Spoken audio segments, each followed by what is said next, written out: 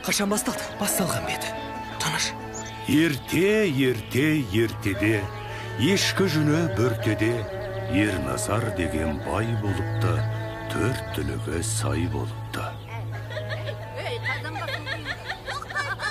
Негеде менен асқан төрт құбыласы түгел жан жоқ шығарсың. Армансыз асарымды асап, жасарымды жасап отырмын. Құдайдың берген 8 ала шетінен сайып қыран. Жайлау толы жылқым, қотан толы қойым бар. Бір пендеге бұдан артық не керек? Шүкір де шал, көзің тиеді. Көзің тимесе сөзің тиер. Аспай, таспай жайың отыр. Жамандық шақырмағың. Қағанағым қарып, сағанағым сарып. Неден сескенеміз? Жүрегім бір сұмдықты сезеді. Қой үстінде бозторғай жұмыртқалаған заман орнығалы. Аттай 1000 жыл өтіпті. Содан бері бірде-бір аласапыран болмапты. Ай, тфай, тіл көзім тасқа. Тоо! Осы сенікі нерің?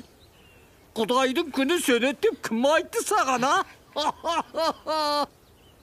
Мүмкін менің асылық айтқан бір ауыз сөзімден. Қара жер қар сайығып, ойналып жерге түсіп кетер, а? Өткінші жауында жайғана. Мүмкін нөсерлетер?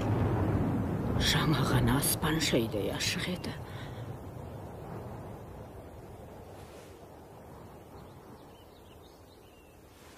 Қар ғой мынау. Шіріңгір шілдеді қайда қар.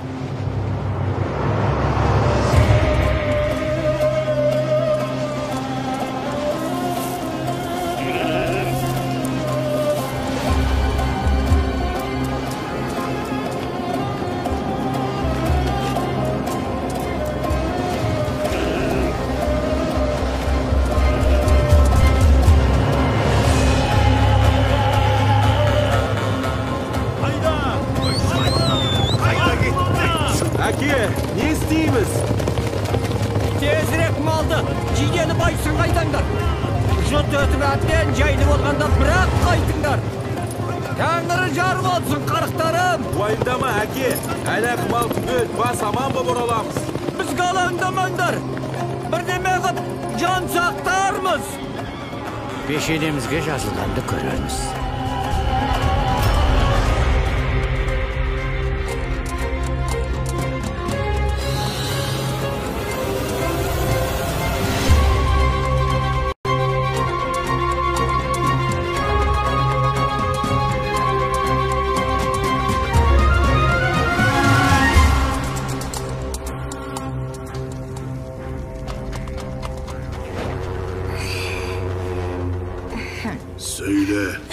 Бұйырғандай мәртебелім, тегіс тып-типыл еттім. Мал баққан ел, бәрі ноқтасын ұстап қалды. Көп армас, енді адамдарды қырлат. Дұрыс болған екен.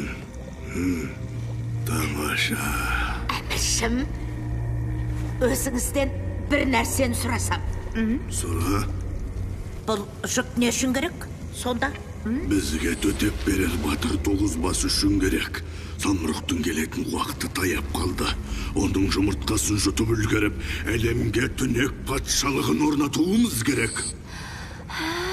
Солайды. Мынауын қосылама жоқ па? Тағы не боп қалды? Мұна итшегір істемей қалды ғой. Бектора! Иә, Кетай. Не боп қалды? Мұнау қайтадан қосылмай қалды. Қарап жіберші.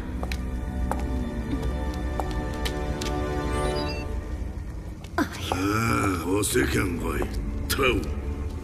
Күні бой әуреленіп зықым шықты. Қане көрелік жердің үстінде не боп жатқанын? Қазақ даласы бұрын соңды болып көрмеген қаһарлы қыстың құрсауында қалды. Ғалымдар мұның себебін түсіндіре алмауда. Бәрекелді. Тамаша. Дегенмен осындай қиын қыстау шақта адамдарға өз қалауымен көмек қолын созып жатқандар да баршылық. Жер бетін қара түнек басудан құтқаратын батыр тізіп шыққан бұл үшеуі зұлымдықпен күрес жолында кез келген кедергіні жеңуге дайын. Жарайсың. Мынау не сұмдық? Берекесіз қылмыстан. Мыналарың кім тағы? Таусоғар тау мен тастарды көтеріп ермек қылатын алып күш иесі. Желаяқ айшылық жерді алта қаттап өтетін ерекше жан. Көл таусар, түпсіз терең көлдерді бірақ ұртап жұта салатын нағыздың өзі.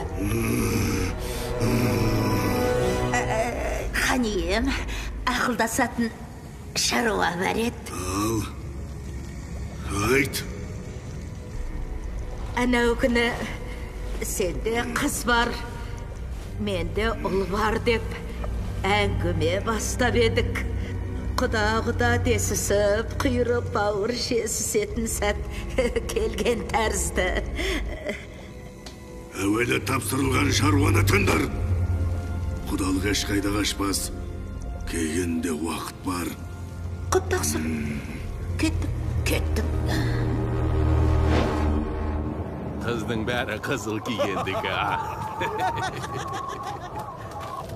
Әргі сұлу қыздың маған қалай қарағанын байқамадыңдар, Иә саған, ол қыз бәрімізге де қарады. Соқыр емес қой.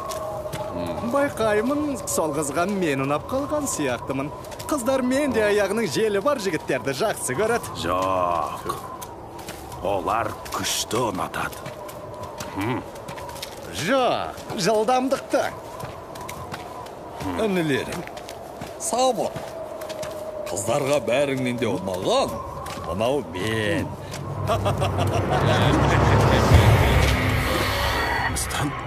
Жолдарың болсын, жампоздарым. Иә? Неге үндерің ашып қалды? Әлде тілдеріңді жұтып қойдыңдар ма? Сендерге не істесем екен? Қанша бейнет шегіп, жер бетінде жұт чайлатып жатыр. Сендер болсаңдар менің ісіме бөгет жасайсыңдар. Осының жазасы ретінде сендерді түйе жантақ қайналдырып жіберем. Өз орындарыңды білетін боласыңдар. Мына бәлі қайдан сап ете қалды өзі? Қауқарымның азайыңдап тұрғаны. Сабырымыздан сабыр. Не жазығымыз бар? Жердің үстінде сыйқырымның әлсірейтіні бар еді ғой. Таптым.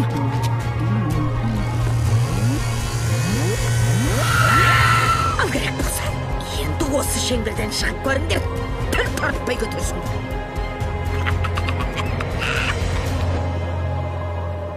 Не тапқан батырымыз жоқ, не тіккен шатырымыз жоқ. Айдалада арам өлетін болдық ау.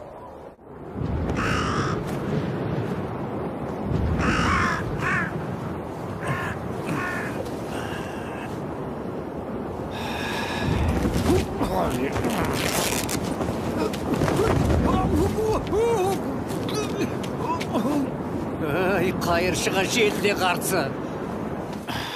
Ақыр заман деген осы шығар кемпір. Аштан өлер күн туса, бетімізі жауып, топырақ садар ұлдарымыздан дайырылдық. Көппен көрген ұлы той деген өлмеспіз. Түнде түсімде төстік көріп ояндым. Осындайда түс жорғыштығың бар еді ғой, шал. Түсіміз қызылға тимегелі көп болды да. Аштық не көргізбейді. Тәңірі жарылқаймын десе, түңіліктен де бере салады. Түңіле берме отағасы. Сенде не болса соны айтады екесің. Маңайымызда тірі жан жоқ. Кімнен жақсылық күткен дейсің? Күйгелектен бе шал, бір мәнісі болар. Ақыры қайырлы болсын де, бұл күн де өтір бастан. Мұнасы несі? Кемпір-ау, мынау сенің түсіңде көрген төстігің ғой. Ой, бірмай. Расында да төстік. Айттым ғой, төстік те. Қайдан түсті өзі? Жаратқанның біз бейшараға түскен рахымы да. Не қып отырсың? От жақ, қазан көтер.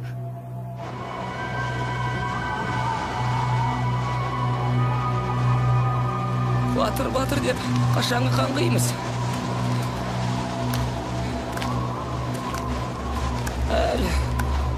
Әлі көп жүреміз бе?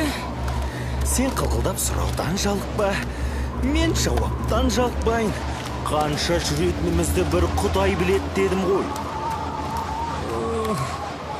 Менің қарным ашты. Мені де қай бір жетісіп келе жатыр дейсің. Үстімдегі тас сауытымды жеп қоюға әзірмін. Оның жегі келе ме өзі? Не, жеп көрді деп пен? Тоқташы, ептеп кейбіріп көрсе қайда? Бәрінен де қос аяқтың суреті сонда тәтті болады деуші еді. Жоқ, ол жай қаңқу сөз. Рас айтам, сенбе ондайға. О, ананы қара! Тасбақа, жолымыз болған сияқты. Екеумізге талға жол табылған тәрізді. Митым дамай аяғынды бас тезірек. Оның ішіндегілер бас салып, өзімізді жеп қойса қайтеді.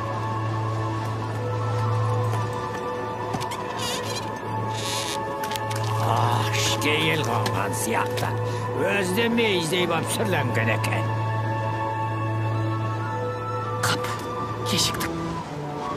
Шалыңның риза болғанына қарағанда тамақтан құр қалған тәріздіміз.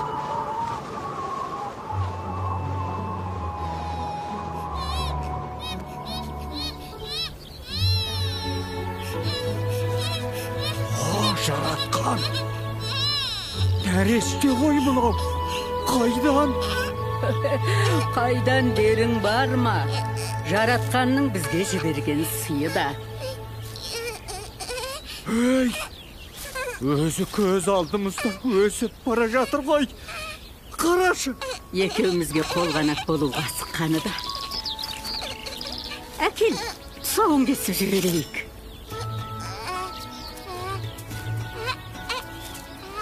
Ей, балақай, менденен ба? Ой, қашты қоймай. Жүгірсін. Тұсауын кесіп үлгергенімізді айтсаңшы.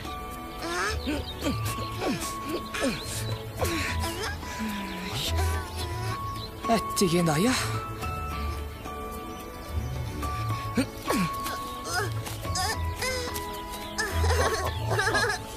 Осылай тез өсер болса, көп замай қалыңды қайттыратын шығармыз. Атын кім деп қойсақ екен? Төстік жегенде туды деп, төстік қояйық та.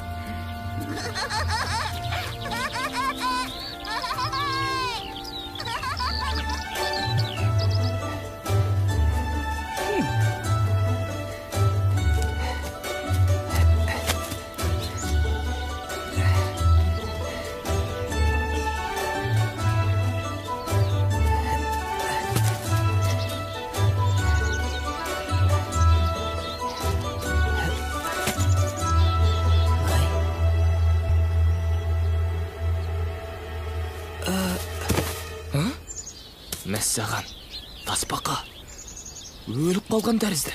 Ей, Аман саумызда қашайық, болсаңшы. Жұмыстан қашқаның ғой.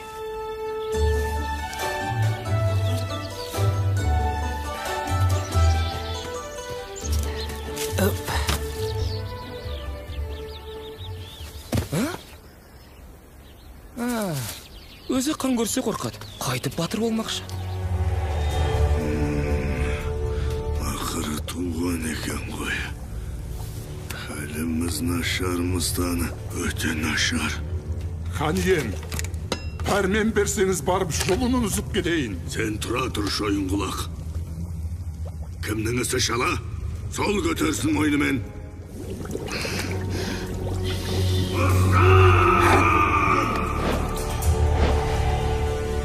Әміріңізге қылдық. Шақырдыңыз ба? Мыстан, жер бетіне шығып, төстікті өлтіріп қайт. Төстіктің жылынын үзу маған сөз баппа. Қазір, қолғым? Біз күтпеген жетпегір осы. Егер тірі қалса, көрешек досыдан көретін боламыз. Бар, жөнел жаның барында.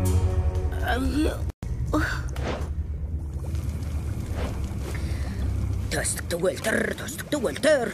Қала өлтірім. Жер бетінде сыйқырым дәрменсіз. Сыйқырсыз өлтіру оңай емес.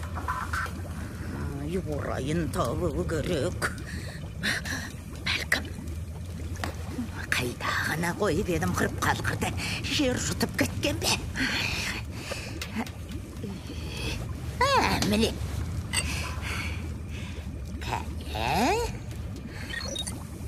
Жарамайды. Жоқ. Жоқ. Әне, нәк керек осы. Алдайын. Қане, құрғы қайда түсіп кеткен өзі. Әлде мұнда қойдым бекен.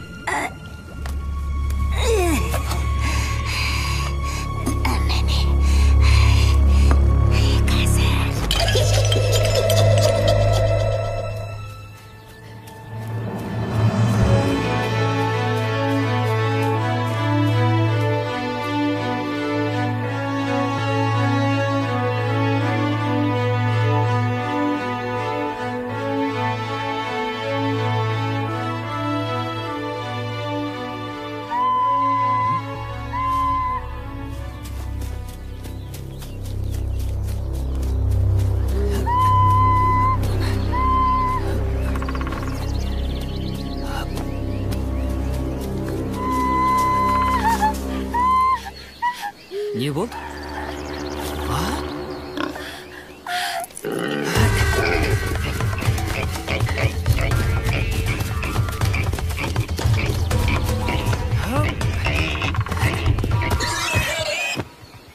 Қалай екен?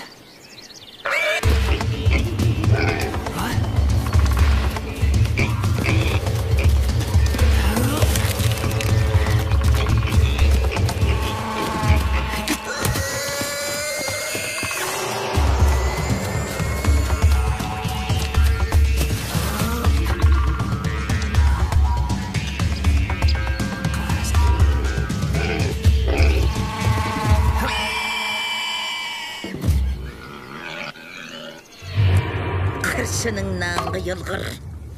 Біреуге сен көретін күнің осы.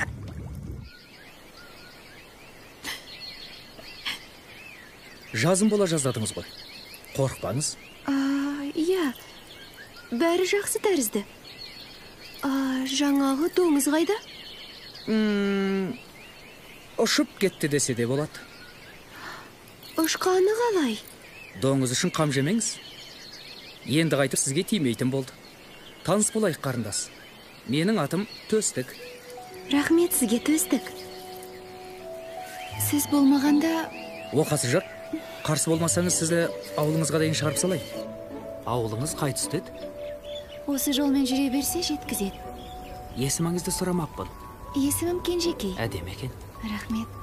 Кенет, сіздің дауысыңызды естідім де, тұра жүгірдім. Ауылыңыздан мұнша ұзап кеткеніңізге жол болсын. Соған өзім таң-таңмын. Бұл жерге қалай келгенім жадымда жоқ. Қарасам, қарсы алдымда азуты сақсиып, доңыз тұр. Сол доңыз болмаса, екеуміздің кездесуіміз екталай еді. Дәл бүгін тағдырыма ризам. Кім ойлаған бұлай болады деп. Бәрі тәңірісі.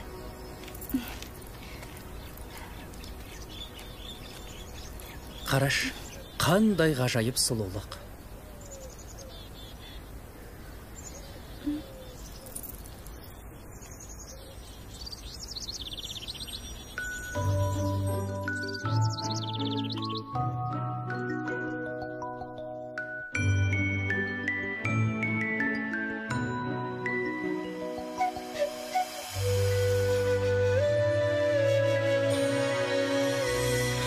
Бақытым қалама деп байқамай, арманда жүрушем шайқабай. Ақ құсым Сен екен мен аңсаған, жолықтым қалай саған, қалай саған. Алғаш сені көрген кезімде, сезіндім кездестім де бақытыма. Бөлендім де ғажап сезімге, баладым мен де сені жақұтыма. Жолыққан бақыт қымбат уақытында. Аққу құс жалғыз ұшса не болар, аңсаған арманы жоғалар. Қос жүрек қуанар табысқанға, апарар алыстарға, алыстарға.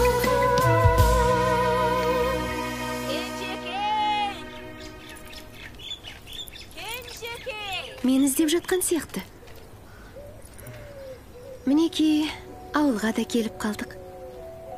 Әрі қарай өзім барам. Рахмет саған, Төстік. Ал мен кеттім. Кездескенше, Кенжекей. Көріскенше күн жақсы. Аман есен жүздескенше, Кенжекей. Төстікі енді қалыңдық жағын ойластырған жөн шығар. Маңайымызда қабырлаған ел жоқ. Қалыңдық іздеп қайда барып қаңғырам? Әй, дөңбекші үйде жата бересің бе сонда? Ердің мұраты түзделу емес бе? Әке, апа, мен өзіме қалыңдық тапқан сияқтымын. Не дейді құлыным-ау? Ұзағынан сүйіндірсін. Жақсы болған. Маған енді құда түсуге қамдана бер десеңші. Иә, иә.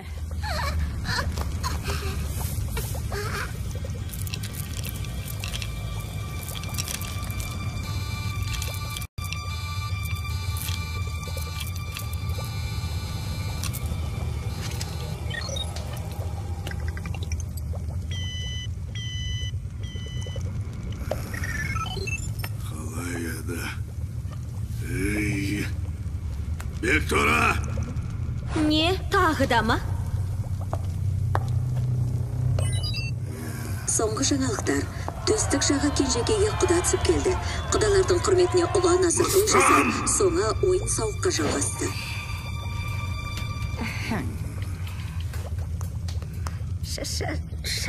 Шақырдыңыз ба, ханием? Төстік жағы Кенжекейге құда түсіп келді. Сабыр, сабыр, ханием. Ашуланбаңыз. Ондай ханның қызында да болады. Не істейсіз, жастар ғой. Бізде ел құсап, балаларымыздың тойын жасасақ, Ханның қызы деп кімді меңзеп тұрсың? Қайдағы той? Мен саған Төстікке қалыңдық тауып бер деп бедім. Оны өлтіріп кел дегенім қайда? Енді маған қайтпейсіз. Жердің беті жердің асты емес, ойымызға келген істей беретін. Әйтпесе баяғыдағы жанын жаһаннамға жібермейін бе Төстіктің? Онда не дұрыс? Бірдеме қып жердің астына түсірді, өлтір! Бұныңыз жөн екен. Ханда 40 кісінің ақылы бар деген рас-ау. Ендеше тұрма. Шойынқұлақты ертіп ал да жөнел. Тез! Шойынқұлақ! Мыстан шешеңмен барып, Төстіктің түбіне жетіп қайт. Құптарсың! Бекторыжан, тыңда мені. Саған ерекше тапсырма жүктемекшімін.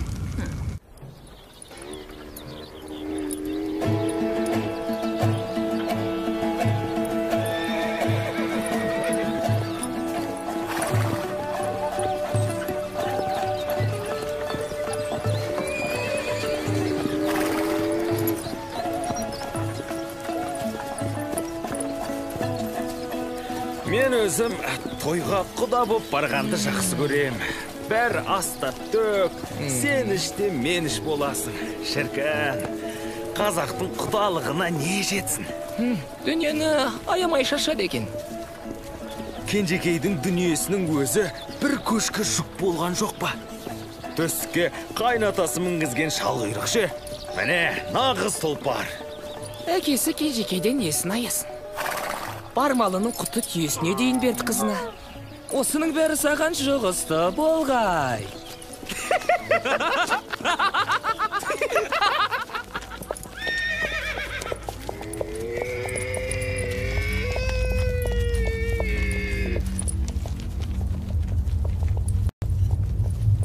Мынасы нес? Қайда кіріп кеттік? Қорқынышты жер екен. Жүрек. Тұманнан қорыққанды сенен көрдім. Не? Көзіңе жын елестеп келе ме? Ой!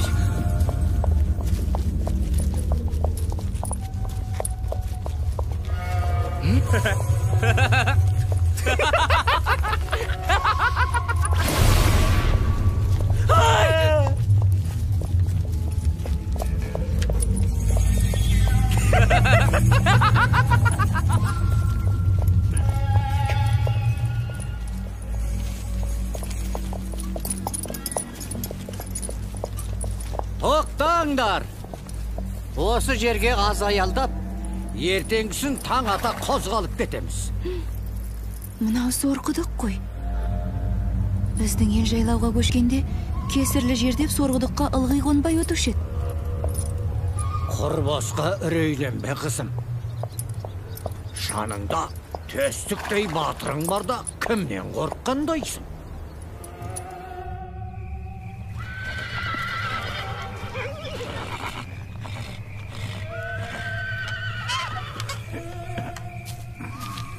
Қайда барасың? Аттар тым мазасызданып кетті. Бір байқап келмесем болмас.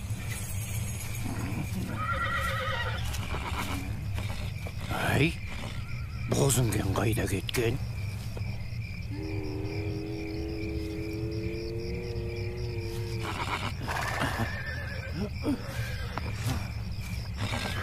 Түбі жүктеген. Апырмая, қайда кетті?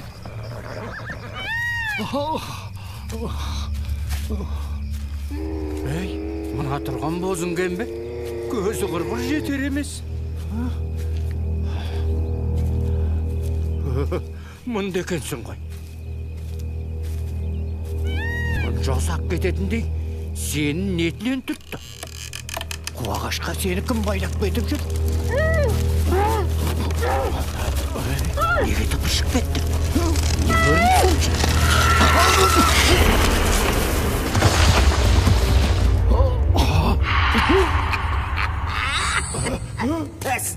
Түстің бе қолға? Әй! Тоқтай тұр. Кімсің ай сен? Ерназар? Ақымақ! Не істеп қойғансың? Кенжекей түйесін байлап қойдым. Ақылық! Қайдағы түйе? Мен саған Кенжекейді байла деген жоқпын ба? Енді қайтпексің мұны? Өй, мұнауың төстік емес қой. Өй, данышпаным ай. Жүр. Ой.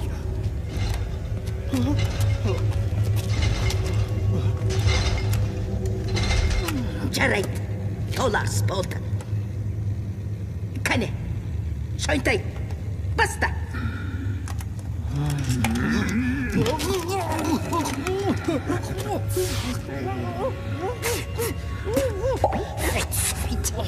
Senin canın kıvret.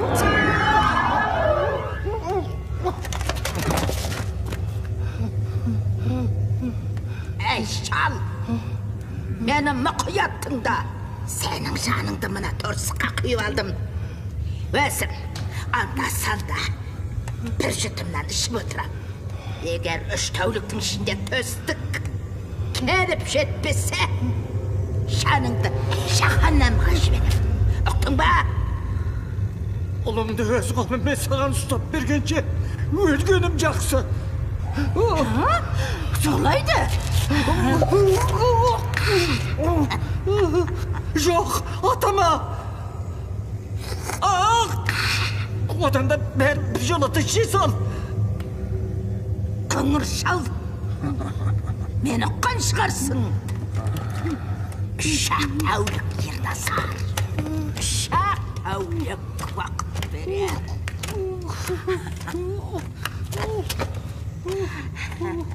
Бұл қиналған сайын менің жаным кіреді. Мен де көрсем қайды? Жоқ. Ойбай, шалау, тағы не сұмдыққа душар болғансың? Мұсан кемпірдің қолына түсіп қалғаным. Төсікті тартып алмақшы бізден. Не дейді? Төстікті ме? Кемдендегі шыбын жанымнан кенжем қымбат маған. Самыстан торсықтағы жанымды 3 күннің ішінде ішіп тауыспақшы. О, жаратқан, тағы не пәлеге ұрындық. Шалау енді қайттық. Тәңір өзі жар болсын сапарыңа. Мыстан бізге майдан ашыпты. Тезірек іздеп тауып, son мыстанның сазайын бермесем, әкемді өлтірмекші. Бұған өлсем де жол бермеспін. Сақ бол. Мына тұмарды тағып ал. Қиын қыстау сәтте жебеушін болсын. Көріскенше, мені уайымдай бермеңдір. Жаратқан жар болып, аман есен жүздесуге жазсын. Тоқтай тұр төстік, мені дела кет. Ей, обайласаңшы. Ей, сен аяға оралғы боласың митің бай. Одан да ауылға ие бол. Сау бол, тасбақа. Мен олы шайқас күтіп тұр.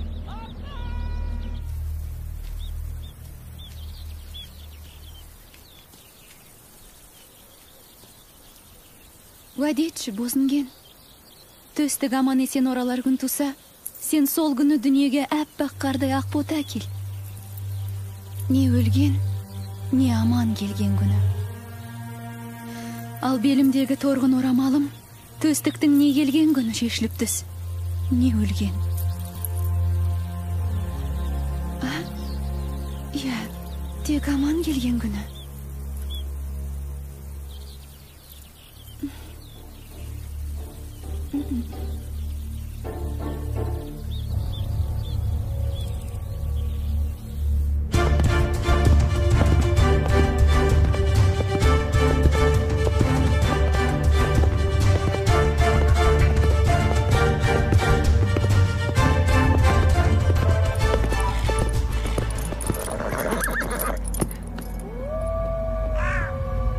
Мұнда бір гәп бар.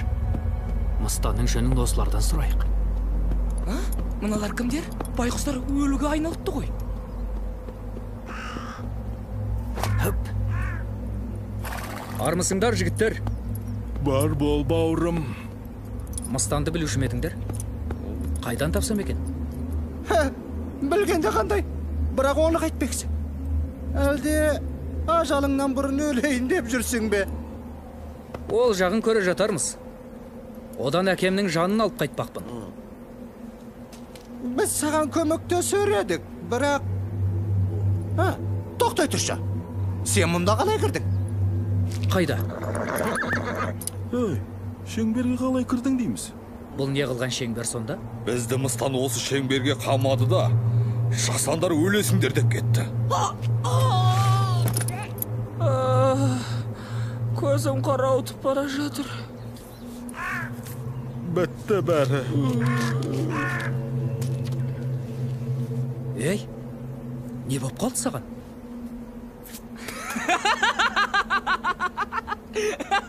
Түрлерің бар болсын. Ей, сен де бір шығармайтын жоқ. Ей, өздеріңді мыстан әбден ақымақ қып кеткен екен. Қәне, көрейік. Бүйтіп айдалады. Арам қатқаншан нарты өкелдеп көрейік. Жарады, тұрысың ей, жарайсың. Сен өзі шынымен бізді мынау тозақтан құтқарып алдың ғой. Адың кім? Төстік. Әкеңді құтқаруға біз де тізе қосамыз. Желаяқ, баста, көрсет жолды.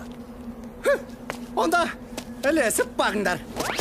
Ол енді бізге шаңында жұтқызбайды. Ей, мынау мен енді жылдам ғой.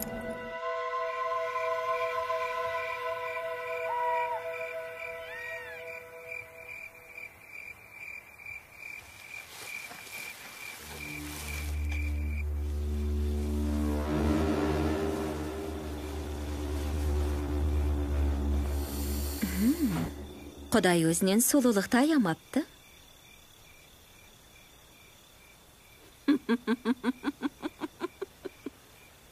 Енді сенің келбетің, сүйгенің сені танып, атымда тасағана қалпына келмек.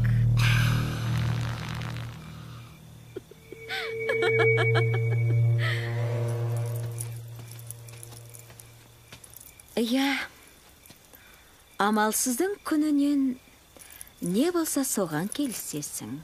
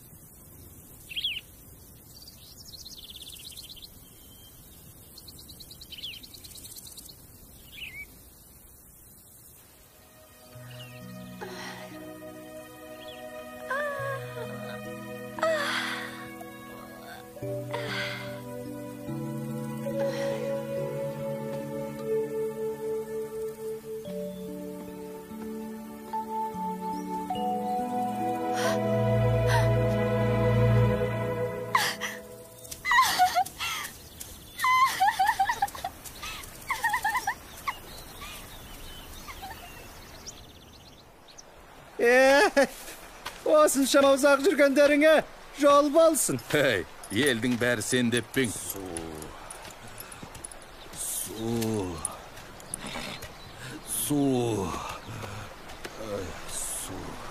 Мына көлден жүзіп өтетін шығармыз.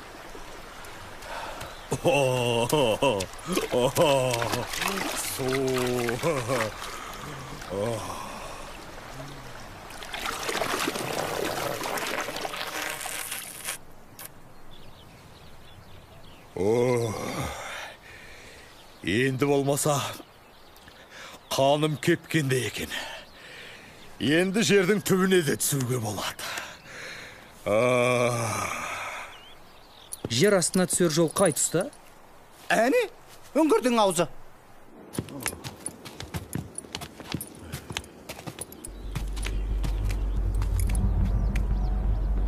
Мынаны қайтып ашсақ екен? О жағын маған беріңдер. Бұлай тұр. Ал, кәне,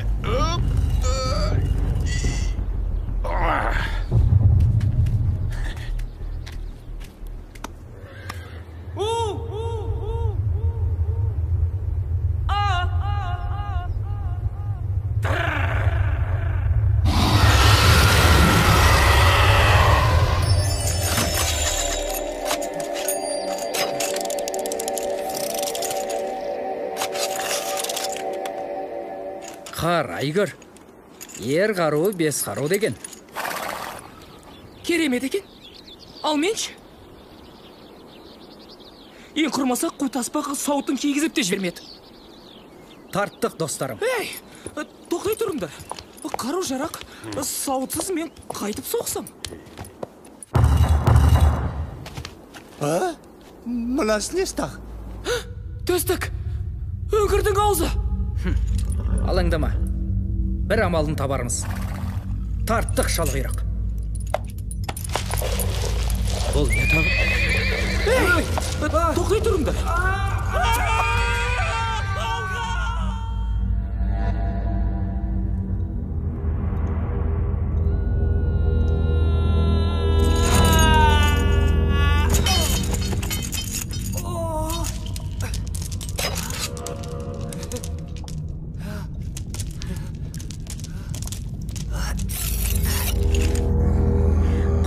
Келдің төстік жан.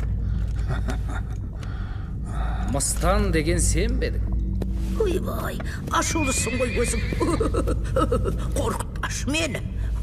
Әкеңнің жанменен оп-оңай ала салам деп келдің, Алмағанда не? Дос қайтады деп бедің? Ал, қалай алмақшысың оны менен? Кәне, қайтып. Екеуіңді өлтіріп тұрып алам.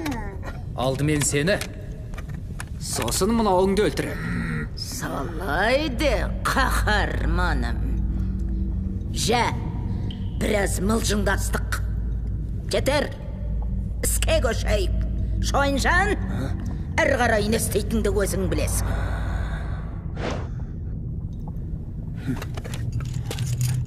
Тіс салды ма?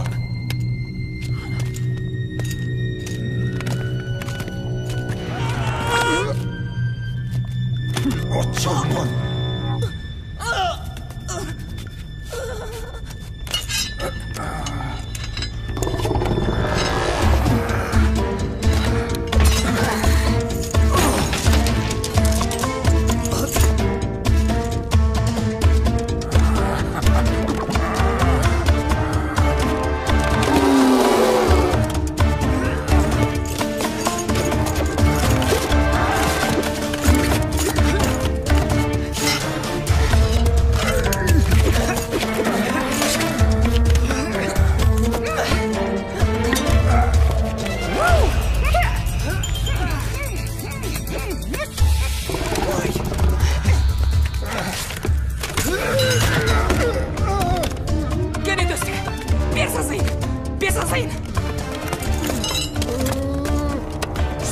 Сауға батыр, өлтіре көрме. Әкемнің жаны қайда? Шешемнің үңгірінде көп торсықтардың бірінде. Аты жөнінде жазылған. Кәрі ғой, есіне сақтай алмайды. Мені тез сонда бар. Тұрғане. Иә, әрине.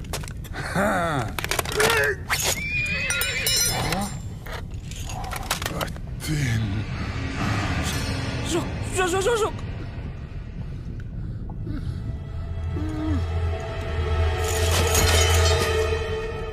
Осы ақпаққа оқарың, батырсымақ. Жақсы болған екен. Енді ешкім бізге бөгет бола алмайды. Көңілімізде алаң болмас үшін, енді оны өлтіре салу керек. Оны маған алып кел. Болады.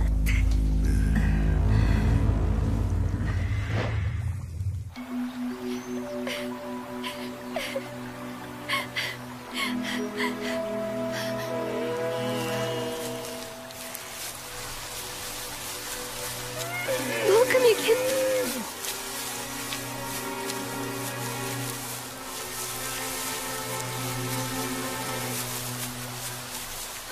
Өзіңген сен бісің? Мені қалай таптың? Сорлы басым осындай сұмдыққа душар болдым.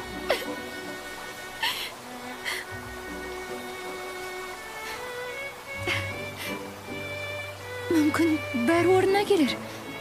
Я, төстіктің бір амалын табарына сенем.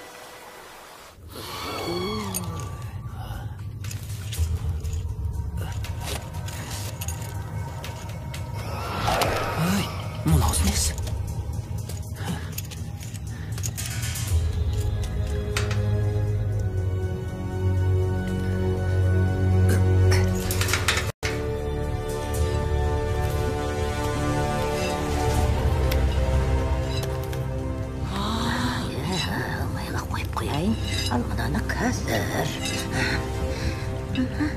Шеше, маған да бір жұтым. Жапшай аузың, арам тамақ. Шеше, жазығым не? Ойбай, жауыздайсың. Шеше, жарық қайда? Аяға. Жақсаншы. Не болды? Қысекші. Ойбай, басым.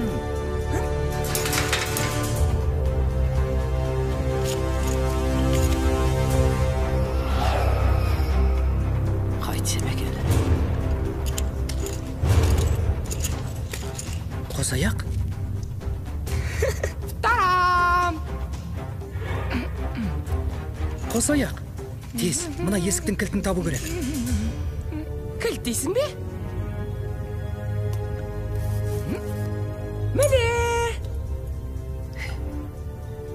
Жарайсың қосаяқ. Мен болмасам, қайтып күн көресің. Енді тездетіп, әкемнің торсығын тауып алайық.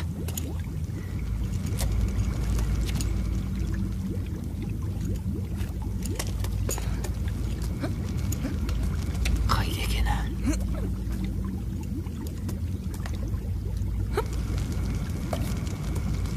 Ой-ой-ой. Ол не? Ой, байқамай қалдым. Абайла, танаш.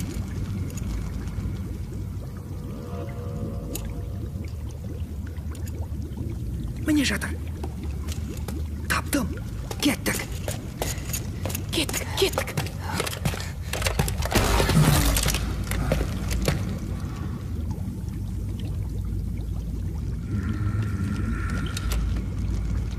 Таптаған торсық. Арғы бөлмеден көрейін.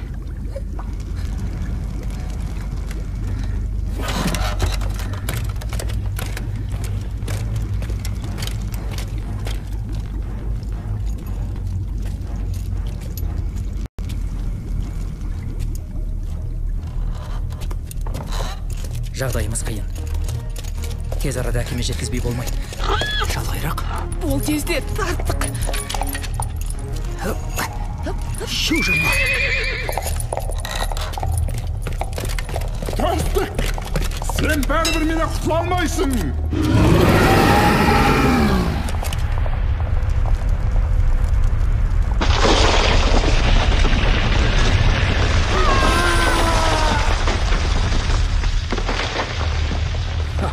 Бітті саудасы.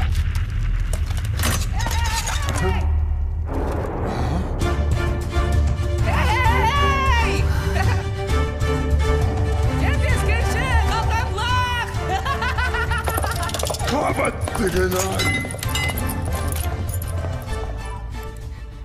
Мызғымайды да. Енді қайтып шығамыз.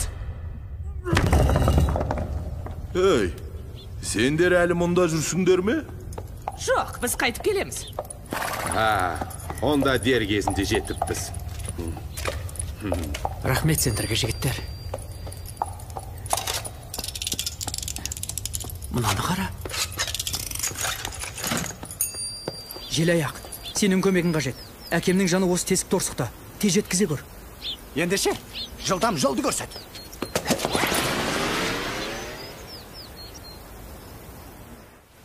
Ей, біреу келді ғой. Әке? Отағасы-ау, төстігін ғой келген. Аман есен, жеттің бе? Иә, әке. Олым. Ішіңіз. Ол жасаған жар бола көр.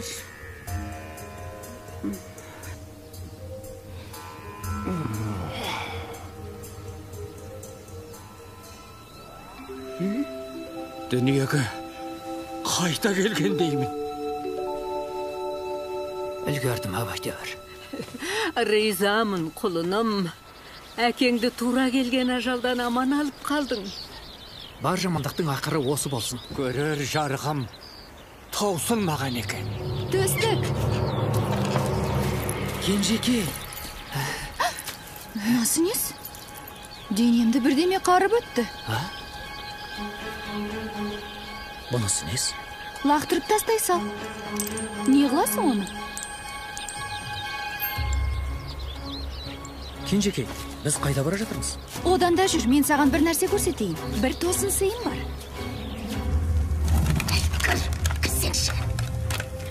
Тоғыз құмалақтан бұл жолы кім жеңетін анық.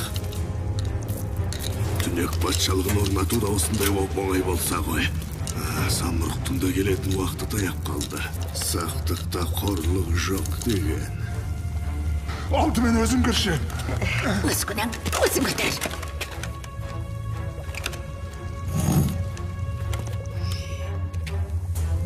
Ал, төстік қайда?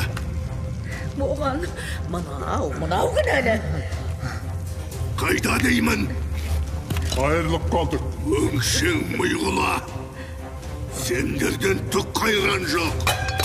Самұрық құс болса келіп қалды. Өрістерің болса мынау. Ендігі үмітім бек торыда. Сол ғана әр нәрсенің орайын табатын. Бек торы? Мен оны тойға дайындалып жатқан шығар десем. Ол қазір жер бетінде. Сендер де тұрмаңдар. Барыңдар, көмектесіңдер. Мені сонда дей беріңіз. Сос дейтін алып тұрсың. Сен де қимылдап. Ауылдан тым ұзап кеттік қой. Иә, сәл алыстау енді. Онда шалқұйрық бозіңгімен шығу керек еді. Оларың кім тағы? Бізге басқа біреулердің қажеті қанша? Кімің не? Кенжекей, тоқта. Саған не болған? Бейне бір аспаннан түскен дейсің. О не дегені? Сол баяғы өзің көрген Кенжекейің емеспін бе? Ызамны келгені сонша. Шықшыттан келіп әлгі дәуді отырғыздым жақсылап. Шықшыттан отырғыздым демей-ақ, дәудің бір бақайынан тырнап алдым десеш. Қойш, саған ендігер әңгіме айтсам. О, біздің ғашықтарды қара. Эй, махаббат. Жүр, екеуің зәресін ұшырайық. Қайтесің мазалап? Жүр дедім ғой саған. Сенің көрсетейін дегенің осы өзен бе? Шамалы ғана қалды. Жүрсеңші енді. Бақты болыңдар. Кенжекей, саған не болған?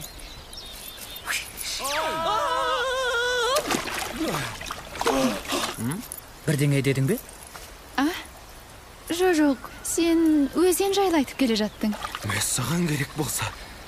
Неге соншама долданды екен? Сен не, байқамадың ба? Ол Кенжекей емес қой. Бәсе, неге қалжыңымды көтермеді десең? Сонда нағыз Кенжекей қайда? Мен білмеймін. Іздеу керек. Мен оны тапқанда сияқтымын. Кенжекей, осындай екенсің ғой. Ал біз сені іздеп жүрміз. Мен сорлыны қайтейін деп едіңдер. Кенжекей, бұл сенсің бе? Иә, қосаяқ. Бұл мен ғой. Егер бұл анық сен болсаң, онда төстіктің қасындағысы кім болғаны? Төстік. Келген екен ғой. Бозінген, сүйінші. Төстік аман есен оралыпты. Қайдасың? Отаны қара. Мәс саған. Қандай әдемі. Сұқтанба, көзін тие. Ақ ботам менің. Төстік аман екен ғой. Иә, төстігің аман есен. Ол басқа бір бейтаныс қызбен бірге қыдырып жүр. Анығына өзің жетпесең болмас. Енді менің төстікке көрінер бетім жоқ. Оның не? Бетім жоқ емес? Мынадан жаңағы Кенжекей тәурлеу ме деймін? Бет алдылдақпай жайыңа тұр. Мүмкін саған қастандық қылған төстіктің жандағы қыздың өзі шығар. Барлық шындықты төстікке өзің айтып түсіндірмесең болмайды. Оның жағдайы қиын. Расымен сенікі жөн бе деймін? Иә, оны құтқару керек. Әрине. Иә, мен де солай ойлаймын. Бірақ бұған төстік қалай қарар екен? Егер көңілі шынымен сенде болса, ол сенің түріңе қарамайды. Ақылыңнан айналдым, Тасбақа. Енді тезірек мұстанды әшкерелеуіміз керек.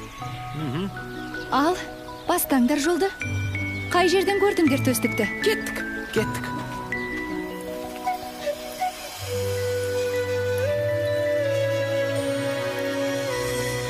Бақытым қалама деп байқамай, арманда жүрушем шайқабай.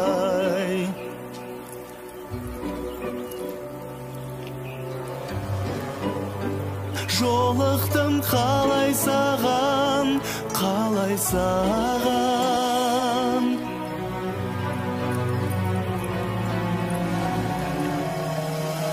Аққу құс жалғыз ұшса не болар, аңсаған арманы жоғалар. Қос жүрек қуанар табысқанда, апарар алыстарға, алыстарға.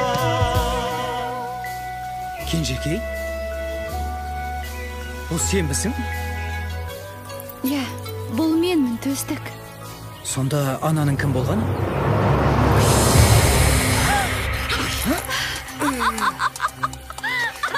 Төстік, не бол саған? Ақымақ адамдар, сендерді алдау да, арбау да оқыңай. Шағып алғаннан салма. Саған сыйлаған тұмарым қайда? Жеттім, түбіне Төстіктің. Қазір.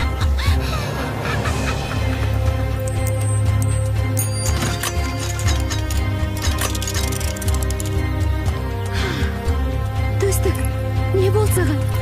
Өлмеші, Төстік. Төстік. Кенжекей. Не? Әлі тірі ме? Өлмегені қалай? Кенжекей, қайдасың? Қасыңдамын.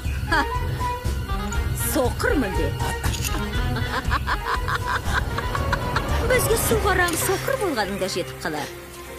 Енді Кенжекейіңнің ақ жүзін қайтып көру арман болар. Не болды саған? Төстік. Мен түк көрер емеспін. Бапы ханға арналған шұғыл хабарлама. Алып бәйтерек көпті бойлап өсіп барад. Самұрық құс сүт пісірім уақытта жетпек. Басталды деген осы.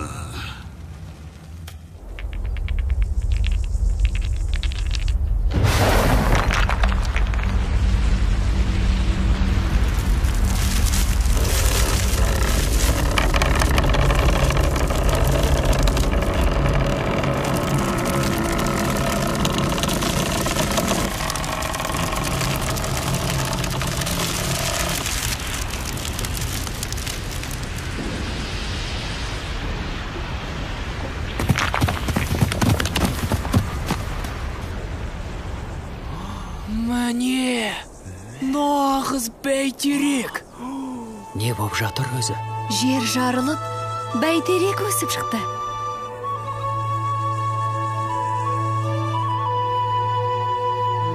О, сұмдық!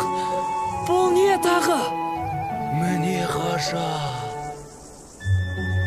Мынау не? Алыбынай өзінің. Мұндай құсты күн көрген. Самұрық деген осы құс.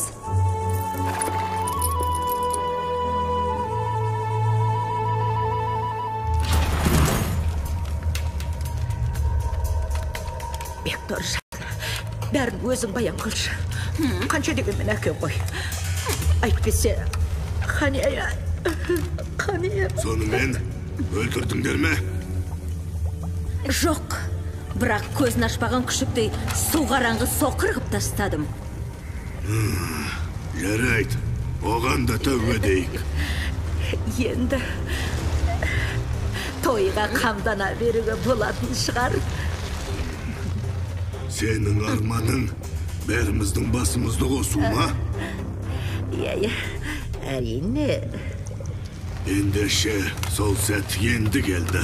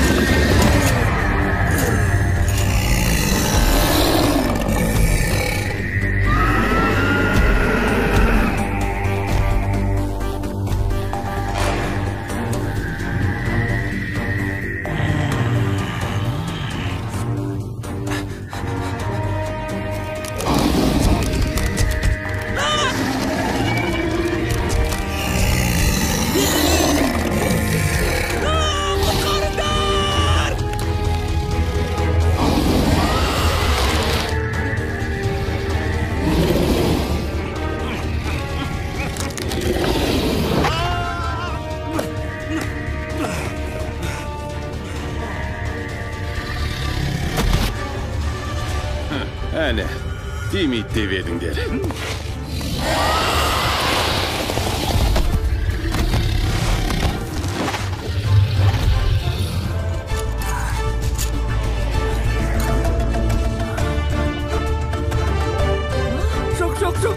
Жоқ. Дәл қазір емес. Тек есіңнен таңбаш. Мұндамын. Қаны ұстап көр мені.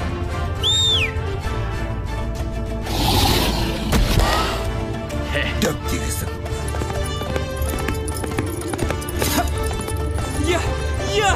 Алға ерді үстік алға.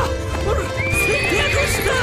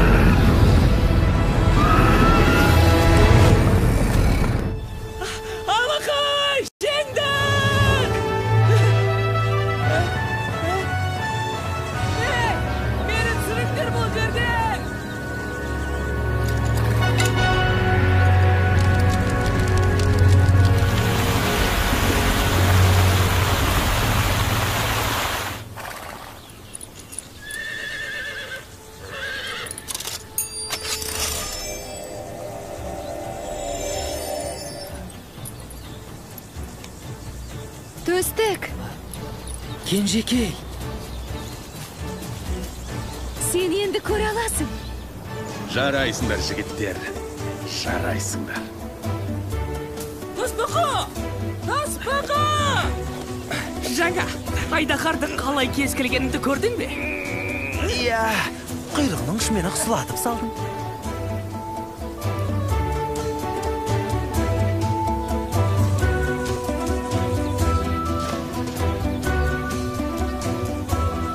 Алтын бесік, ел аман болсын. Айдарлы ұлдарымыз бен жайдарлы қыздарымыз бақытты болсын. Үрім бұтағымыз осы бәйтеректей жайғалып өсіп өнуге жазсын.